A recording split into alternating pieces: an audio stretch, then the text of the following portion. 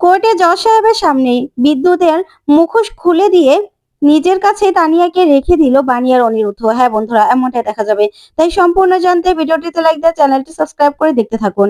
গল্পের শুরুতে দেখা যাবে অনিরুদ্ধ স্কুলে ছুটে আসে। তখন বানি অনিরুদ্ধকে সবটা খুলে বললে অনিরুদ্ধ বলে, কিন্তু মেয়েরা কোথায় চলে গেল বাচ্চাগুলো? তাহলে তো পুলিশে কমপ্লেন করতে হবে। ওইদিকে তানিয়াকে বিদ্যুৎ বলে, তানিয়া। তখন তো বিদ্যুতের কণ্ঠ শুনে তানিয়া ভয় পেয়ে যায়। তখন পিছন দিকে তাকিয়ে যখন তানিয়া বিদ্যুৎকে দেখে তখনই ভয়ে কাঁপতে থাকে আর আগের কথাগুলো ভাবতে থাকে। তখন বিদ্যুৎ বলে, ভয় পেও না, তুমি এখানে একা একা কি করছো? চলো, তুমি আমার সঙ্গে চলো, আমি তোমার মায়ের কাছে দিয়ে আসবো। তখন তানিয়া বলে, না, তুমি রাক্ষস, রাক্ষস আমাকে ধরে নিয়ে যাবে। না না, আমি কিছুতেই যাব না। ওইদিকে দেখা যাবে পুলিশ চলে আসে স্কুলে।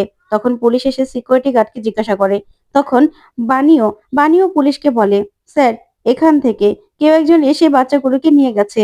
তখনই তখনই সিকিউরিটি গার্ডের সঙ্গে কথা বলতে থাকে অফিসার আর বলে, আপনি কেমন ছিল চেহারাটা দেখতে বলতে পারবেন তো? তখন বাকি বাচ্চারা সবাই ফিরে আসে। তারপরেই বানি বলে, তানিয়া কোথায়? ওইদিকে বিদ্যুৎ বলে, তোমার মা তোমাকে এসব শিখিয়েছে তাই না?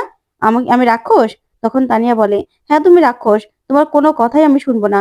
তুমি তুমি ভালো না, তুমি পচা, তোমার কাছে আমি যাব না। ওইদিকে বিদ্যুৎ মনে মনে খুব রেগে যায় আর বলে, ওই বাড়িটা বাণীটা আমাকে বিষিয়ে দিয়েছে মেয়েটার কাছে। তখন বিদ্যুৎ বলে, তুমি রাগ করো না, আমি তোমাকে তোমার মায়ের কাছেই নিয়ে যাব, বুঝতে পেরেছো? এই বলে তানিয়াকে যখনই ধরে তখন তানিয়া বলে, না, আমি তোমার সঙ্গে যাব না, তুমি দুষ্টু, দুষ্টু তুমি। এই বলে তানিয়া বিদ্যুৎকে কামড় দেয়। তখনই কামড় দিয়ে আবারও নিজেই জ্ঞান হারিয়ে ফেলে। তখন বিদ্যুৎ বলে, এই রে, এ তো দেখছি সেন্সলেস হয়ে গেল, এখন কি করি?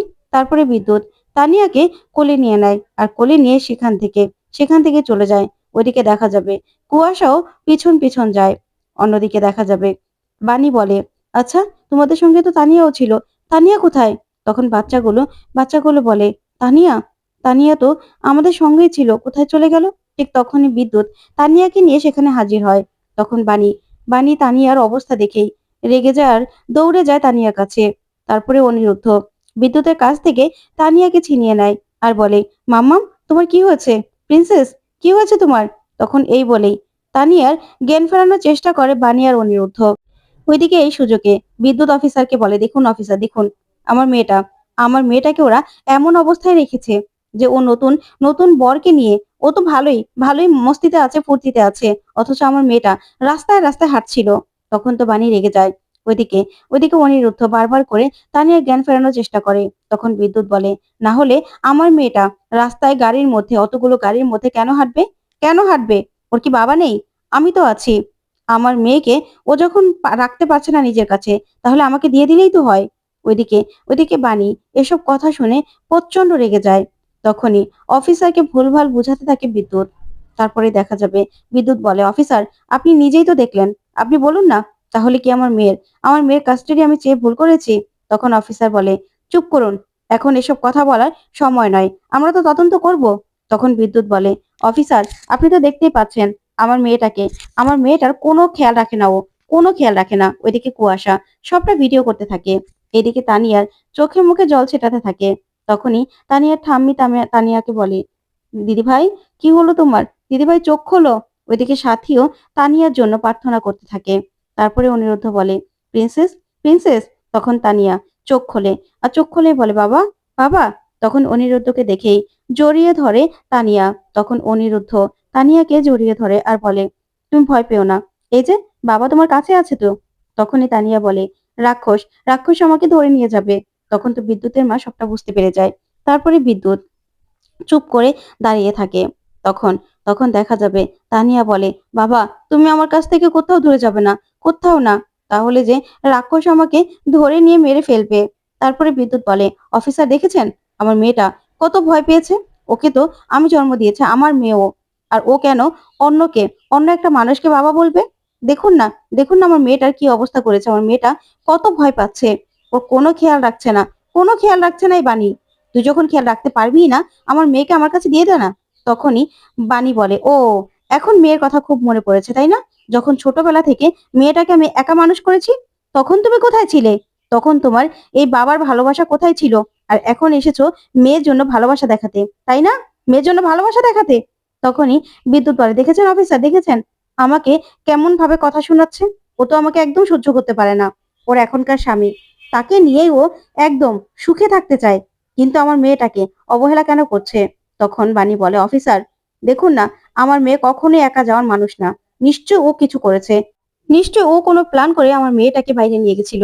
না হলে আমার মেয়ে একা একা কোথাও যেতে পারে না, কোথাও না। আমি তোমাকে ছাড়বো না বিদ্যুৎ। কি ভেবেছো যে আমি তোমাকে ছেড়ে দেব? আমার মেয়ের যদি কিছু হয় আমি ছাড়বো না। তখন অফিসার বলে, শান্ত হন ম্যাডাম, শান্ত হন। আমরা খবর নিয়ে দেখেছি, আশপাশে জিজ্ঞাসা করে দেখেছি, বাচ্চাদের সঙ্গেও কথা বলেছি। বাচ্চারা একা একাই নিজেদের ইচ্ছাতেই বাইরে চলে গিয়েছিল। তারপরেও বাকিটা আমরা দেখছি তদন্ত করে। আপনি চিন্তা করবেন না, কিন্তু নিজেদের মধ্যে লড়াই করে আমাদের আমাদের এইভাবে হ্যারাসমেন্ট করবেন না। আমাদের প্রিন্সিপালের সঙ্গেও কথা বলতে হবে। আমরা কথা বলছি। তখনই বিদ্যুৎ বিদ্যুৎ বাণীর দিকে তাকায়। তখন বিদ্যুৎ মনে মনে বলে, আরো কত কি যে তোর জন্য অপেক্ষা করছে তুই নিজেও জানিস না। তারপরে বিদ্যুৎ বলে, শোন, আমার মেয়েকে আমার মেয়েকে আমার কাছে দিয়ে দিবি। আর তাছাড়া তোর বরের তো এখন কোনো কাজও নেই। তখন বাণী বলে, মুখ সামলে কথা বলবে। আমার মেয়ের দিকে যদি তুমি চোখ তুলেও তাকাও না, তোমার ওই চোখ আমি উপড়ে ফেলবো, উপড়ে ফেলবো আমি, এই আমি বলে দিলাম। ওইদিকে ওইদিকে কুয়াশা কুয়াশা সবটা ভিডিও করে বলে, এই ভিডিওটা আমি আমার কাছে রেখে দিলাম, কোর্টে কাজে লাগবে। আরো কত কিছু হতে চলেছে বাণী, সেটা তুমি নিজেও জানো না। এখানে প্রবি হিসাবে তুমি যে অযোগ্য মা, সেটা আমি রেখে দিয়েছি। তারপরে দেখা যাবে তানিয়া বাড়িতে গিয়েও খুব ভয় পেতে থাকে আর বলে, মা, ওই রাক্ষসটা ওই রাক্ষসটা আমাকে নিয়ে যাবে। তখন বাণী তানিয়াকে ওষুধ খাওয়াতে থাকে। তখন অনিরুদ্ধ সেখানে আসে, এসেই বলে, প্রিন্সেস কি হয়েছে? তখন বাণী বলে, দেখুন না, ও এখনো ভয় পাচ্ছে। তখন তানিয়াকে অনিরুদ্ধ বলে, আচ্ছা বাবা তোমার কাছে আছি তো, কিসের ভয় বলো তো? কোনো রাক্ষস আসবে না। তখন তানিয়া বলে, না না বাবা, আমার তো খুব ভয় করছে, ওই রাক্ষসটা আমাকে এসেই নিয়ে যাবে। তখন অনিরুদ্ধ বলে, না, কালকে তোমার কি মনে আছে তো? তখন তানিয়া বলে, হ্যাঁ আমার বার্থডে। তখন অনিরুদ্ধ বলে, তাহলে কালকে কি কি করবে প্ল্যান করো তো। তখন এই বলেই চলে যায়। তখন অনিরুদ্ধ বাণীকে বলে, ডক্টর কি বলেছিল মনে আছে তো বাণী? তাই ওকে আমাকে এই ঘটনাটা ভুলিয়ে রাখতে হবে। ওইদিকে তানিয়া কি কি করবে সব কিছুর প্ল্যান করতে থাকে আর বলে, এই বছর আমার প্রথম প্রথম বার্থডে আমার বাবার সঙ্গে, আমি খুব মজা করব। তখন অনিরুদ্ধ বলে, এখন আর ভয় করছে না তো? তখন তানিয়া বলে, না। তারপরের দিনই সকালবেলায় সুন্দর করে সব পুরো বাড়িটা সাজিয়ে নেয় বাণী। তখন সাথী খুব খুশি আর বলে, বাণী, খুব সুন্দর করে সাজিয়েছো তো। অল্প টাকার মধ্যে কি করে খুব সুন্দর করে সাজাতে হয় সেটাও তোমার থেকে শিখতে হবে। সত্যি তোমার যে এত গুণ, আমার না খুব ভালো লাগে সেই জন্য। তখন অন্তরা বলে, আমার বেস্ট বৌদি। তখন তানিয়া এসে বলে, খুব সুন্দর করে সাজানো হয়েছে তো, আমার ভীষণ পছন্দ হয়েছে। তখনই অনিরুদ্ধ বলে, প্রিন্সেস, এবার খুব ইচ্ছে ছিল তোমার বার্থডেটা বড় করে করব, তোমার বন্ধুদেরকে ইনভাইট করব। তোমার মন খারাপ হয়নি তো? তখন তানিয়া বলে, না, এটাই আমার জীবনের বেস্ট বার্থডে, কারণ এই প্রথম আমি আমার বাবার সঙ্গে বার্থডে সেলিব্রেট করছি। এটাই আমার কাছে সব থেকে বড়। তখন সাথী বলে, ও আচ্ছা, শুধু বাবার সঙ্গে না, আমরা কি বানের জলে ভেসে এসেছি নাকি? তখন তো এই কথা শুনে বাণী সহ সবাই হাসতে থাকে। তখনই অন্তরা বলে, আচ্ছা এই বানের জলটা আবার কি? সেটা কি ওই টাইম কলের মতো কিছু? তখন তো অন্তরার কথা শুনে সবাই হাসতে থাকে। আর তখনই তানিয়া বলে, আচ্ছা আমার কেক কোথায়? তখন বাণী বলে, এই তো আসছে তো। তখন অনিরুদ্ধ কেক নিয়ে আসার বলে, তোমার বাবা আজকে তোমার জন্য কেক বানিয়েছে, তোমার মায়ের থেকে শিখে শিখে। তারপরে তানিয়া অনিরুদ্ধ আর বাণীকে আদর করে দেয়। আর অনিরুদ্ধ আর বাণীও তানিয়াকে আদর করে দেয়। তারপরে তানিয়াকে নিয়ে কেক কাটে অনিরুদ্ধ বাণী। তারপরে এক এক করে সবাইকে তানিয়া কেক খাইয়ে দেয়। ওইদিকে তানিয়া বলে, আমরা মিউজিক চেয়ার খেলবো, ঠিক আছে? তখনই সবাই রাজি হয়ে যায় আর বলে, ঠিক আছে ঠিক আছে, এবার আমরা সবাই খেলা করব। তখন তানিয়াকে অনিরুদ্ধ বলে, তোমার ভয় করছে না তো? তখন তানিয়া বলে, না, আমার বাবা আছে তো, কেন ভয় করবে? তারপরে বাণী বাণী তানিয়াকে পায়েস খাইয়ে দেয়। আর তানিয়াও সবাইকে সবাইকে পায়েস খাইয়ে দেয়। তখন তো সবাই ভীষণ খুশি, সবাই খুব আনন্দ করতে থাকে। তারপরেই মিউজিক্যাল চেয়ারও খেলতে থাকে। ওইদিকে সাথী সাথী মিউজিকটা বাজায়। তখন ভীষণ আনন্দ করতে থাকে সবাই। আর ওইদিকে বিদ্যুৎ আর মৌলির চক্রান্তের জন্য ঠিক তখনই বাড়িতে একটা চিঠি আসে। তখন চিঠিটা আসলেই অনিরুদ্ধ চমকে যায় আর বলে, কিসের চিঠি? তখন কোর্টের থেকে চিঠি দেখে অনিরুদ্ধ অবাক হয়। তারপরেই অনিরুদ্ধ অনিরুদ্ধ সেখান থেকে তানিয়াকে নিয়ে যাওয়ার জন্য বলে। তারপরে তানিয়াকে নিয়ে রেখে আসে বিদ্যুতের মা। তখন অনিরুদ্ধকে বাণী বলে, মিস্টার চ্যাটার্জি এটা কি? তখন অনিরুদ্ধ বলে, উকিল নোটিশ এসেছে, আবারও বিদ্যুৎ কোর্টে আপিল করেছে তানিয়ার কাস্টাডির জন্য। বুঝতে পারছি না এবার আবার কি করবে? তখন বাণী বলে, আবারও? আবারও কোর্ট? তখন এই কথা বলে বাণী প্রচন্ড ভয় পেয়ে যায়। তারপর অনিরুদ্ধ বলে, চিন্তা করো না, আমি আছি তো। আমি ঠিক একটা ব্যবস্থা করব। তখন সাথী বলে, বুঝতে পারছি না ওই ছেলেটা কি করতে চাইছে। তারপরে দেখা যাবে কোর্টে যায় অনিরুদ্ধ, বাণী। তারপরে ওদের পক্ষের উকিলকে দেখে বাণী খুশি হওয়ার বলে, ম্যাডাম, আমি পারিশ্রমিক দিতে পারবো না জেনেও আপনি যে আমাদের পাশে আছেন সেজন্য আপনার কাছে আমি সারা জীবন কৃতজ্ঞ থাকবো। তখনই দেখা যাবে উকিল বলে, না না বাণী, সেটা না হয় পরের কথা, কিন্তু আমি বুঝতে পারছি না বিদ্যুৎ আবারও কি করতে চাইছে, কেন আবার আপিল করলো।